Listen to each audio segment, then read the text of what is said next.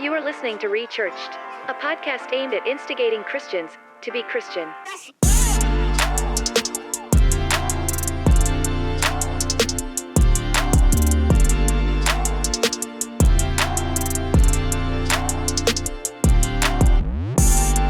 Hey, what is up, everybody? My name is Ethan Hoover, and you're listening to the Rechurched podcast, and I'm joined by my co-host, Matthew Mayer. What is up, Matt? What's up, Ethan? What's up, guys?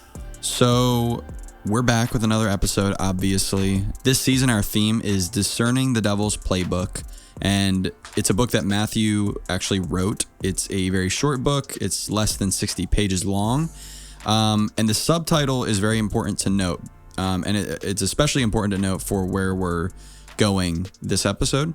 And the subtitle is this: The 4 Plays from Nazi Germany Currently at Play in America. So we wrapped up play number 1. Before that, what are the 4 plays at the highest level, Matt? In simplest form, play number 1 is contradict the truth. That is the enemy's ultimate starting point to bring confusion, compromise, and a contradiction of sorts to truth, at least getting people to question, like the serpent did in Genesis 3 with Eve. Did God say?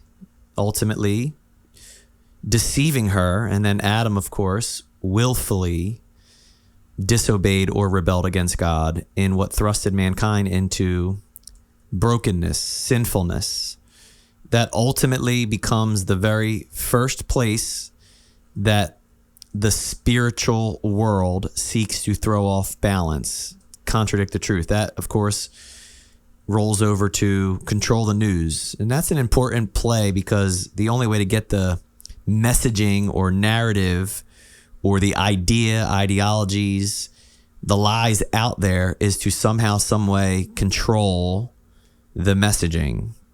In the 21st century, that's the news and media. If they can control the news and media, they can, of course, which leads to play 3, bring a conflict of sorts to groups. Division. Jesus said a house divided against itself cannot stand. That's true for an individual who's divided. That's true for a marriage, a family, a community. I would say that's true for an organization. That's true for a church divided against itself. And that is, of course, true for a nation. Conflict amongst groups. Get people at each other's throats, blacks versus whites, the rich versus the poor, the left versus the right, males versus females, the list goes on. And then there's the final target, which I believe play 4 summarizes in short form: convert the youth. If there is a conversion of the next generation, again, in the American context, and you can parallel the American context with the nation of Israel. From generation to generation, when the percentage of those who were serving the Lord decreased and the majority became, according to the book of Judges, their own gods, translation, they did what was right in their own eyes, that led to the complete collapse of the nation or the society. God always deals with his people with judgment. I often say judgment is twofold. Judgment and the cycle of judgment. God metes out, let's call it punishment for the rebellious. Judgment falls. Those that are rebelling against him will experience punishment. And then that same judgment that falls is refinement for the remnant. And there you have it.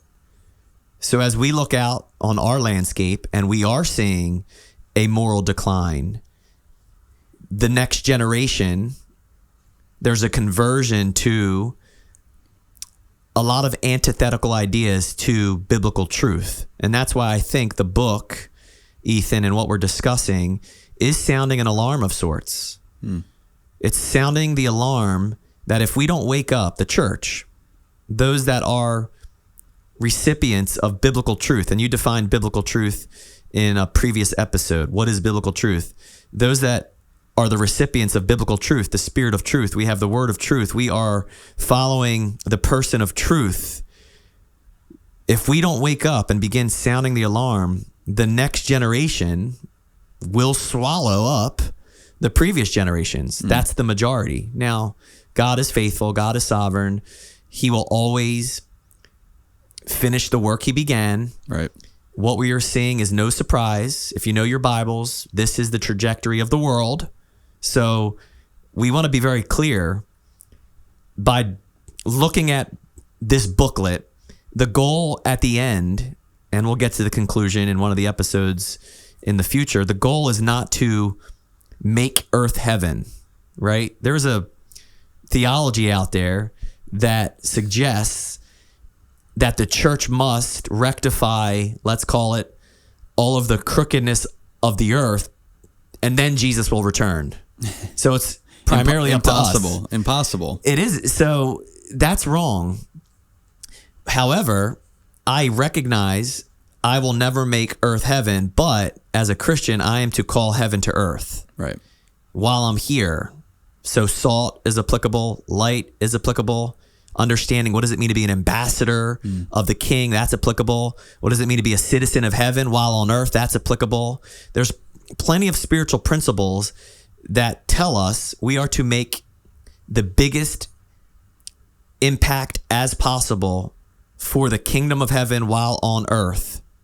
We occupy this space until our master returns. That's why he gave us gifts to steward. That's right. If we don't steward our gifts, we're like the one who buried his. Yes, when the master returned, he said, look, here it is. I've given it to you back. I didn't lose it.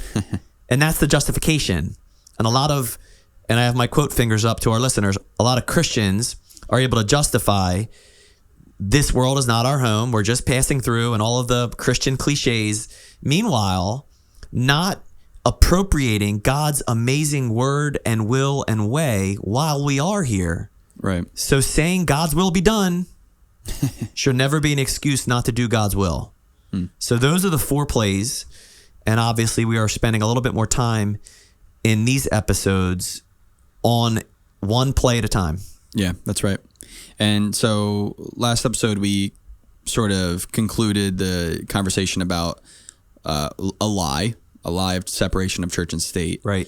And how that lie has kind of grown and created a spring of sorts for more lies to actually spring forth based on that one lie, specifically in the United States of America. Right. And so I want to, some people might be like, why are we always focused on, like, we're not talking about, we're talking about the world in some context, but through this booklet especially, you juxtaposed 2 specific case studies. 1, Nazi Germany. Yep. 2, America. Correct. So while a lot of the stuff is true of the world in general, we're also specifically talking about what's going on here in our own country. Correct. And so with that in mind, because of the lie of separation of church and state, it allowed many other lies to propagate. And so now you condition, well, you say convince here in one of the pages, how can the enemy convince people to be comfortable with lies? And I thought of as I read that, I thought of another word would be, how can the enemy condition people to be comfortable with lies? Right. And so that leads us to this episode and this play, which we're going to focus on play number 2, which is controlling the news or narrative. Right. So, like I just said, we're juxtaposing oftentimes Nazi Germany and America. We say this, we've said this a couple times, but I just want to say it again. For the younger listeners especially, I think when we say Nazi Germany, it might not have it might not resonate as much with a younger generation than it would with my generation, your generation, the older generations that may have even been alive to experience it, which is probably very few at this point. But just to reiterate, what were the impacts and consequences of a Nazi regime in a country of Germany? Yeah, so it's interesting when you mention Adolf Hitler, his name alone is synonymous with Nazism. Nazism is synonymous with fascism. So just that name alone represents an entire country's governmental structure that wreaked havoc and devastation on the known world. We talked at length in previous episodes, how did Hitler rise to power? When you study history, and here's why it's important, and Ethan explained it very well, why we are doing this. History not heeded is history repeated. And where do I get that from? History. History tells us. Wait, really?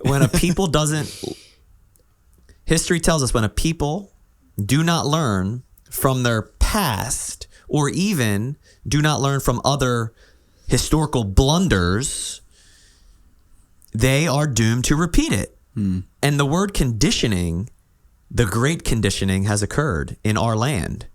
And it was exactly how Hitler and the Nazi regime was able to persuade an entire nation that one people group, the Jews, were worthy of death. So if you think about that, six million of them. You know what really showed me how people can be conditioned by propaganda was during COVID. And I'm getting ahead of myself here. But if you recall how people responded to COVID, to those that didn't want to wear a mask or were by right of conscience not wanting to get the vax. And I don't know about you, but to witness videos online and even in person, if I went out to a Walgreens and I didn't stand on that dot that marked out social distancing, the 6 feet, people were losing their minds. They were angry. And you witnessed what people were willing to do when they felt that their health or their personal security was at stake. Now, the reason I mention that is because one of the ways Hitler, and I'm only going to touch on it and then you got to reel me in. One of the ways Hitler was able to cause such conditioning was by convincing the people that the Jewish ethnicity were disease carriers. They were filthy Jews is where we get that derogatory slur from. Yeah. That's where it finds its origin. Yeah. Now I know that's going to show up in play 3, but perhaps just a foreshadow of how far things can go because, in a word, propaganda.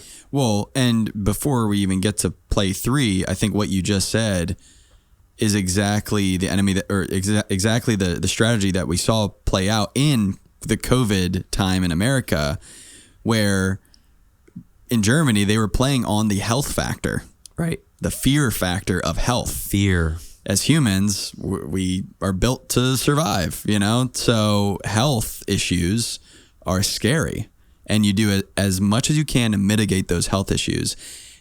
That's exactly what was used during COVID. Right. Fear for health. Right. And then there's the security aspect, the peace aspect that, obviously play a part. But I think it's interesting that Germany, and I'm spending so much time in this juxtaposition back and forth because it is going to lead us into this play. But Germany was a democracy that led to a dictatorship. Yep. What is America? A democracy, right? That is, especially if we're not careful, can easily lead to, and it might be under the guise of democracy still, right? But operationally, it can seem tyrannical. So think about this. In the case of Nazi Germany, there was one primary head of state, Hitler. So it was his voice that permeated through the various sectors of society, top down. That's tyrannical. That's a dictatorship.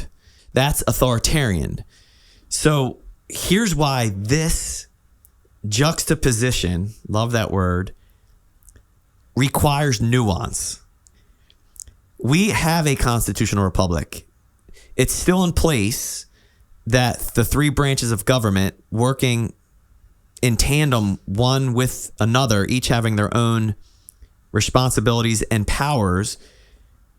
But that's not my concern, even though it seems that's the direction we're going. The rise of leaders, spiritual leaders, men and women who are harnessed by hell, not harnessed by heaven, don't have a biblical worldview. So they are under the incitement or influence of the prince of the power of the air.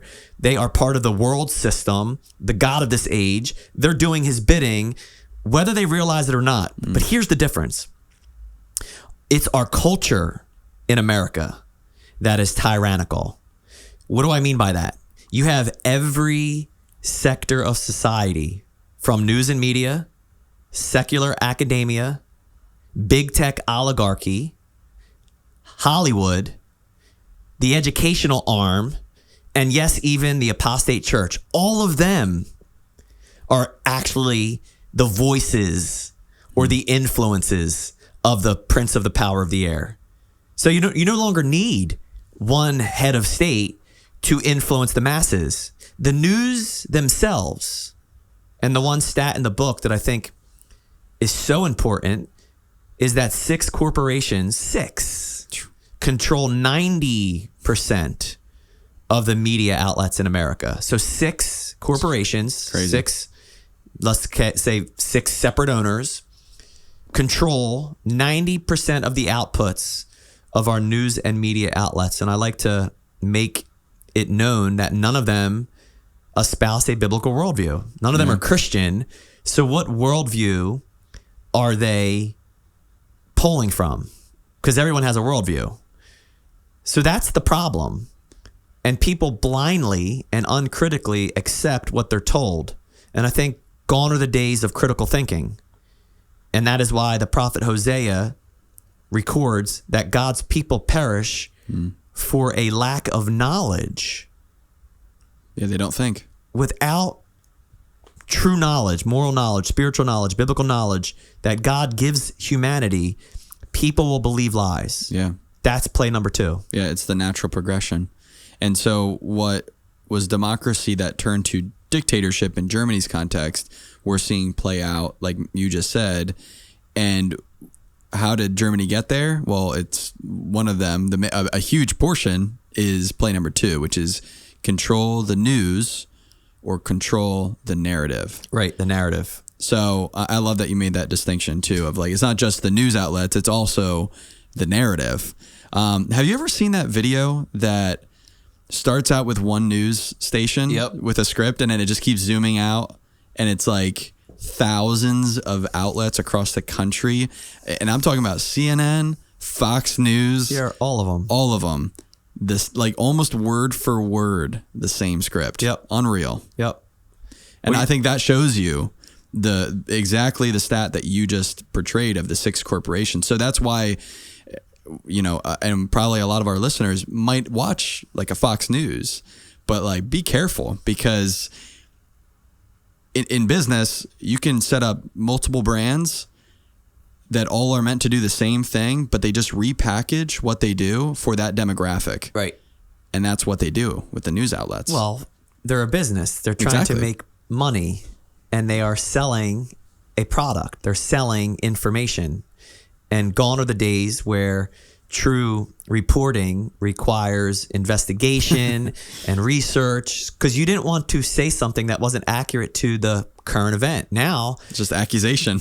People are no longer news reporters. They're now, let's say, reporting the party line, whatever that party line is. And the reason why I think this is important to kind of bring up at this point, I always found Genesis 11 as an amazing revelation that God gives us about the power of humanity to unite around lies. And it's the Tower of Babel. So I don't want to teach the Tower of Babel. I didn't even spend time teasing it out in the booklet. I use it to summarize play number 2. What happened at the Tower of Babel, as we just discussed, was one dictatorial voice, the voice of the people, spearheaded by a Nimrod, a rebel. There's always a Nimrod spearheading the narrative. Nimrod is the archetype of, let's call him Satan, which ultimately plays out all over again in real time with the Antichrist. He rallies the people. They build this tower. It was an act of defiance against God. They were making a name for themselves. Right. So the narrative was believed, whereas God comes down and he scatters them. And this is what led from globalism and the attempt of a one world fill in the blank to nationalism. It's where God scattered humanity and where nations were formed. So think about the efforts of the devil today. You said something. In Nazi Germany, it was a democracy that eventually became a dictatorship. And here in America, it's a democracy that is a dictatorship. Yeah. Because it's one dictatorial voice of defiance against God. Play number one, get God out of the public square. That vacuum will be filled. And so now, like, I think you're on the track to say that he originally, with the Tower of Babel, he had all the people. They were united. Yep. Because they could speak the same language, all that stuff. Now, nationalism was established, let's say. Now, what does he have to do? Well, he can't really have one dictatorial voice within each country. You actually have to create these super organizations that cross over all the countries and unite. Right. And then that's the dictatorial voice throughout all the different countries. So you can kind of establish that. And the language, right? So even though we have our own common languages, the one world language, which is synonymous with the language of Nimrod and the people in Genesis 11, is the language of diversity, equity, and inclusivity. It's the language of love is love. It's the language of just love your neighbor. It's the language of tolerance. It's those buzzwords that people rally around, the social bandwagons that people jump on blindly. It's that lie that the enemy uses. And he controls the masses, which is why the voice of truth through the church and the Christians needs to be heard, needs to provide clarity. I think that's the goal or the heart behind season 3 and the booklet. I've gotten tons of feedback from people who have read it and saying, man, we love that it's short. I've been able to burn right through it. And yet you hold no punches. You help the church translate, because the question is asked, what in the world is happening? And if you don't have the intel to counter attack the enemy's attacks, you then become part of the casualties of the war.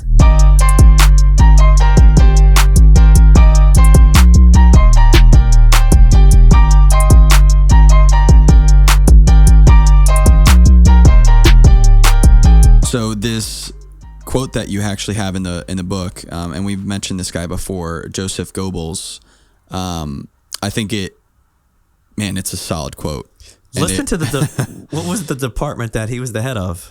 I was going to say propaganda department, but it was the Ministry of Public Enlightenment and Propaganda. Enlightenment is a word you got to watch out for. They even chose to call it at some point the Ministry of Truth. Wow. And that was their way of obviously keeping the people in the know. With a facade. Of course. Just like what we were talking about, I think, a couple episodes ago, where the Nazi symbol alone was this symbol that was twisted to carry out. I mean, it meant like peace in a lot of cultures, peace and, security and all these good things. And then it was twisted into what we know of it today. Keep your thought. I just want to add something to our listeners. You can tell the difference between fascism, because that's a word that's used today and it's applied even to the movement known as MAGA, Make America Great Again. It's a very similar expression that Hitler used. So the MAGA movement doesn't help itself with the language used. Yeah. But here's the difference, the huge difference. Fascism seeks, with a dictator leader, seeks to take the rights from the people. Taking rights, which is often in the name of human rights. That's an interesting dichotomy. Taking rights away. So you rely on government. The difference between, and we have 4 years to go off of former President Trump's presidency. 4 years, he wasn't taking rights away. He was giving constitutional rights back to the people. Right. But people, they don't know that. They think it's the opposite. Why? Because of the propaganda. Yes. And that is not an endorsement. And I hate to say that. It's sad that I have to say, when you bring up Republican, Democrat. Oh, he talked about Trump. Yeah. He must be I a often Trump say thumper. it's not a political endorsement as much as it's a spiritual admonishment to the church. That's right. Because if the church doesn't see what's happening, we are the final barrier, in essence. Yeah. I want to add to the show notes an interview I saw with Dr. Ben Carson and I believe it was Tucker Carlson. And Dr. Ben Carson methodically talks about the impact that media can have on changing the conscience of a generation or nation. Wow. And the way that he articulates his thoughts, one, so profound yet simple. And I think it's worth listening to our listeners. One, because I would say Dr. Ben Carson is one of the most trustworthy voices of our day. So I want to listen to what he's saying from his vantage point, because he's in Washington. Yeah. He rubs shoulders with some of the people that we read about. And it really is hard these days to know the difference between information, misinformation, and disinformation, which is why going back to the Word of God becoming the lens or the framework, we don't need to have all of the answers and all the details, but there's something the Spirit of truth does within us. I don't know what it feels like for you, Ethan, but there's usually like a check in my gut or in my spirit. Like that didn't sound right, or that was inconsistent with other biblical principles that I've lived off of. Yeah. And that usually is enough for me to kind of take a few steps back and then do my own due diligence, which usually involves trustworthy Christian voices that might be in those given industries. God has placed solid Christian voices in various industries. My question is always, what are they saying? Right? Yeah. What are those talking heads saying? So, well, I think to go back, I think it's really interesting, and this is where we have to have eyes to see as Christians, that when the world, and I think you get to this later in the chapter in this play actually, but when the world is screaming diversity, equity, and inclusion, it sounds great. right. You're like, yes, of course, equality or whatever. Obviously, it's for the wrong reasons. But in general, for humanity, let's say, yes, we want to celebrate diversity of people. And, you know, all people should have certain rights, you know, and we should be inclusive of blacks and whites and Asians and everybody. But in the name of that, they start to control. Yep. On the flip side, most people view Christianity as some sort of religion about control. Right. But really it's when we submit ourselves under the control of Christ is actually where we experience true diversity in the church, true equity in the church, and true inclusion in the church, right, and true freedom as well. So I think that's obviously diversity, equity, and inclusion have been twisted because of contradicting the truth. But for the church and as Christians, diversity should be celebrated in a sense of how God has designed us, not in the way that the world screams diversity, and inclusion, how God defines inclusion, not how the world defines inclusion, and equity. But that all of those things should be celebrated in the biblical way, but we submit ourselves to that control, whereas the government is using these words that sound great, that have good meaning, that have good meaning to actually take control. Right. I think it's so interesting. We've said this on multiple occasions in our seasons of it's paradoxical. It's upside down. It's upside down. It's just we don't have to say anything more. We could just end the podcast. I know. No. So it's funny. You were about to give a quote and I cut you off and went on a tangent. So what was that quote? So Joseph Goebbels said this profound quote: "Think of the press as a great keyboard on which the government can play." To get their messaging out there to the masses, yes, the government in that form was Nazism. In order to accomplish their wicked agenda, they used the press, the media, the printing press and radio at the time to propagate this messaging. And of course, they weren't highlighting their intentions. People had no idea for the longest of time what was actually occurring. Right. Which is why they were able to do two things. Some were able to kind of continue along their lives, their norms, and not ask any questions. Like, this doesn't sound right. What's up with them marking the businesses of Jewish people in our community? What's up with that?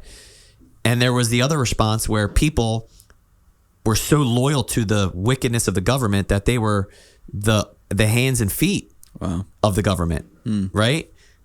As an aside, because you're listening to it in 2024, there were people in Nazi Germany that were so persuaded, deceived by the press and the government that they were willing to turn in their neighbors. Snitch is the word. They were willing to snitch on their neighbor if they were either participating, partnering with, in association with any Jewish people or families or businesses. So think about that. How dangerous propaganda can be. Wow. When the common folk believe lies, what they are willing to do. And we'll talk about what that looked like in COVID. And yeah, we'll talk about what that looked like even in the case of Black Lives Matter and George Floyd, but we'll get to that at another episode. So really the point I want to end on is just a reminder for the church, for you who are listening, if you're a believer, is that people are sheeple who uncritically accept what's lethal when not shepherded by the Bible. Nice. So it all goes back to, and we will pound this into your head in this podcast, which is you gotta be in the Word. You've got to know what biblical truth is, because if you don't, you won't have a biblical worldview. And if you don't have a biblical worldview, you won't be able to see the world through a lens that is true and correct. And so naturally, if you don't have truth, the only thing that you have is lies. So, Christian, read your word, get in the word, have a biblical worldview, and see the world through that lens. Anything else? Well said. I think that'll do. Again, there's so much to talk about. There's so many examples to use. This more or less was an introduction to play number 2, how it relates to play number 1, contradict the truth, then control the news, and ultimately that wreaks havoc on society. Nobody knows what is right and what is wrong without the Spirit of truth and the Word of God as part of our human experience. Anyone can be deceived and led astray. And that's the name of the devil's game. Amen. You can learn more about our podcast at rechurchedpodcast.com. You can learn more about the church that we do this podcast out of, called Landmark Church in Ocean City, New Jersey, by going to thelandmark.church. You can follow Matthew Mayer on socials at Truth Over Trend. You can follow Ethan, myself, on socials at Ethan C. Hoover. And you can follow the podcast at Rechurched Podcast. This show was co-produced by Matthew Mayer and Ethan Hoover, and the show notes and the editing of this podcast was done by Liam Hungate. Hope to see you in the next one. God bless.